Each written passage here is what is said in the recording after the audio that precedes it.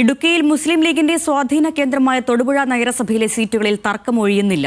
3 തവണ മത്സരിച്ച നേതാക്കൾക്കെതിരെ യൂത്ത് ലീഗാണ് രംഗത്തെത്തിയത്.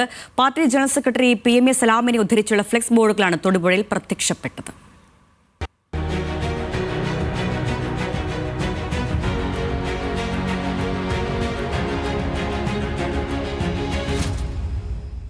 UDF സീറ്റ് വിഭജനം നഗരസഭകളിൽ പൂർത്തിയാകും മുൻപാണ് മുസ്ലിം ലീഗ് ശക്തി കേന്ദ്രമായ തൊടുപുഴ നഗരസഭയിൽ പാർട്ടിയിൽ കലാപക്കൊടി ഉയർന്നത്.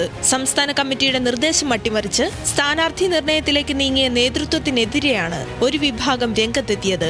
3 തവണയിൽ കൂടുതൽ മത്സരിച്ച ആളുകൾ മാറി നിൽക്കണമെന്ന സംസ്ഥാന നേതൃത്വത്തിന്റെ നിർദ്ദേശം അട്ടിമറിക്കുകയാണെന്നാണ് യൂത്ത് ലീഗ് ആരോപണം. നേതാക്കളുടെ നിലപാടിനെതിരെ പാർട്ടി മുഖപത്രമായ ചന്ദ്രികയിൽ പ്രസിദ്ധീകരിച്ച വാർത്ത മുസ്ലിം ലീഗ് ഓഫീസുകൾക്ക് മുൻപിൽ ഫ്ലെക്സ് സ്ഥാപിച്ചായിരുന്നു പ്രതിഷേധം. തൊടുപുഴ നഗരസഭ മുൻ അധ്യക്ഷന്മാരായ MA ഹരിദ്, സഫിയ ജബ്ബാർ എന്നിവരുടെ സ്ഥാനാർത്ഥിത്വത്തെ ചൊല്ലിയാണ് പാർട്ടിക്കുള്ളിലെ പ്രധാന തർക്കം. ഒരു ദുരൂഹത സൃഷ്ടിക്കുന്ന തരത്തിലുള്ള ഏർപ്പാടുകളാണ് ഈ ജില്ലയിലെ മുതിർന്ന നേതാക്കന്മാരുടെ ഭാഗത്തു നിന്നും ഈ സമയം വരെ ഉണ്ടായിട്ടുള്ളത്. ഈ 3ാമതും 4ാമതും ഒക്കെ മത്സരിക്കാൻ വരുന്ന ചില ആളുകൾ അവരവരുടെ വാർഡുകളിൽ സ്ഥാനാർത്ഥിത്വം പ്രഖ്യാപിക്കാതെ തന്നെ വോട്ടഭ്യർത്ഥികനുമായി രംഗത്തിറങ്ങിക്കഴിഞ്ഞു. പാർട്ടിയെ സംബന്ധിച്ച് സാദിഖ് അലി ശിഹാബ് തങ്ങൾ ഉൾപ്പെടുന്ന PMA സലാം സാഹിബ് ഉൾപ്പെടുന്ന ഒരു സംവിധാനം ഈ പാർട്ടിക്ക് ഉണ്ടല്ലോ കേരളത്തിൽ.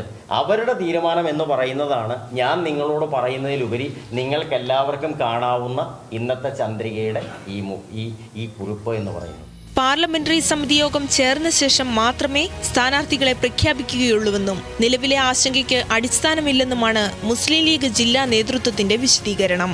മുസ്ലിം ലീഗ് ജില്ലാ പഞ്ചായത്തിൽ ആവശ്യപ്പെട്ട അടിമാലി ഡിവിഷൻ സംബന്ധിച്ചും പാർട്ടിക്കുള്ളിൽ സമവായമായില്ല. ന്യൂസ് മലയാളം, ഇടുക്കി.